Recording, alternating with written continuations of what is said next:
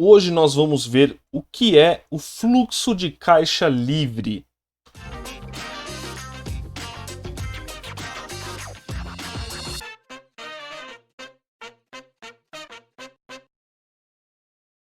E aí, pessoal, tudo bem com vocês? Meu nome é Leonardo Zeidan, sejam muito bem-vindos ao meu canal. Bom, dando continuidade à nossa série sobre análise fundamentalista, na semana retrasada a gente falou sobre balanço patrimonial, na semana passada a gente falou sobre demonstração de resultados do exercício e essa semana eu vou falar sobre fluxo de caixa livre, tá? É, Esse assunto cada vez mais a gente está chegando perto do nosso valuation, é o objetivo que eu tenho aqui mais para frente, trazer o valuation em si para vocês, e o fluxo de caixa livre é uma peça-chave no nosso cálculo, tá? Vamos começar aqui então a nossa apresentação. Deixa eu mudar a tela, aí. Então vamos começar falando sobre o que é o fluxo de caixa livre, tá? O que ele representa para a gente? O fluxo de caixa livre nada mais é do que o dinheiro no bolso, tá?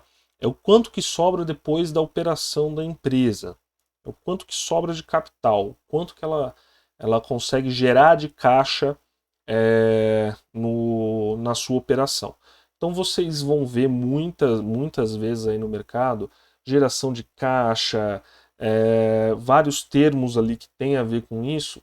Geralmente eles estão falando sobre o fluxo de caixa livre, né? A geração de valor para o acionista, esse tipo de coisa.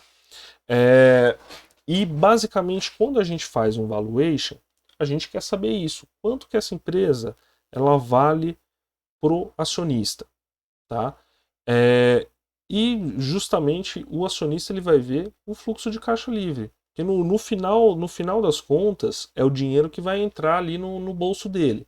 Seja via dividendos, seja via aumento ali dos ativos da empresa, aumento do porte da empresa, investimentos posteriores, enfim, um monte de coisa. Basicamente, o que vai remunerar o investidor é o fluxo de caixa livre. Por isso que é o principal foco dos investidores em fundamentos é o fluxo de caixa livre, tá?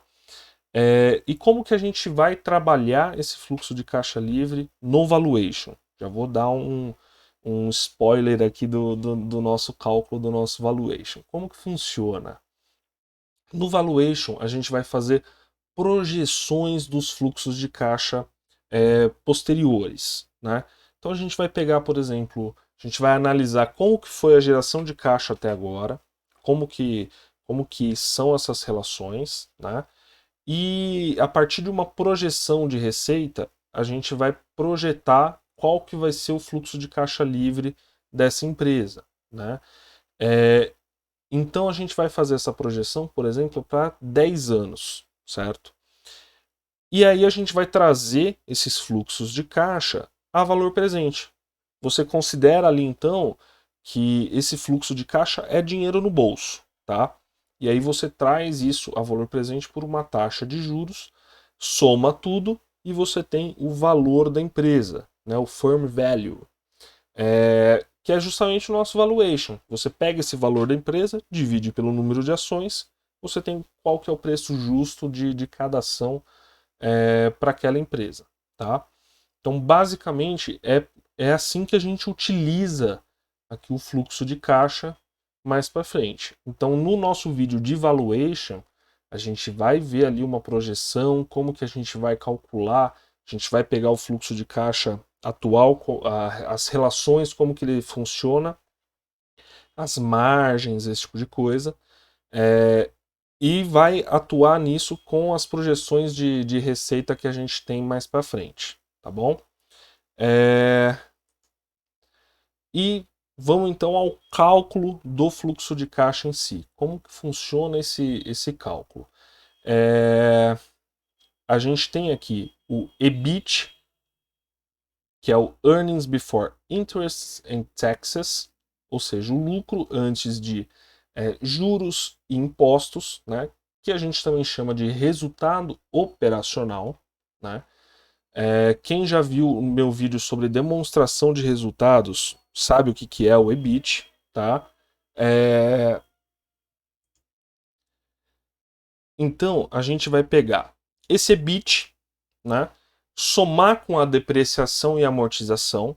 E o que é isso? É o EBITDA, tá? O famoso EBITDA. Então a gente pega esse EBIT mais depreciação e amortização, que é o EBITDA, subtrai os impostos, né? Então a gente já está cortando o T ali, né? Do EBIT ou do EBITDA. Subtrai esses impostos e subtrai também os investimentos que a empresa fez, tá?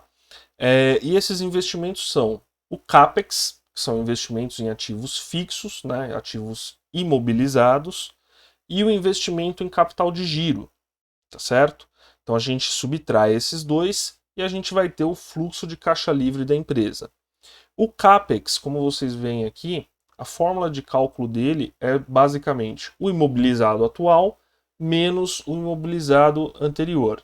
A gente vai ter quanto que é o CAPEX. Quando a gente vai fazer ali as projeções, né, a gente vai projetar também quanto que vai ser o CAPEX. Quando a gente for fazer as projeções, a gente vai projetar quanto que vai ser a necessidade de capital de giro, quanto que vai ser o investimento em capital de giro, tá?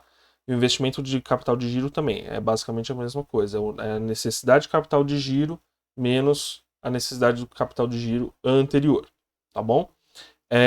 Eu vou entrar com mais detalhes na questão do CAPEX e no investimento em capital de giro num próximo vídeo. Talvez fazer um vídeo para cada um, tá?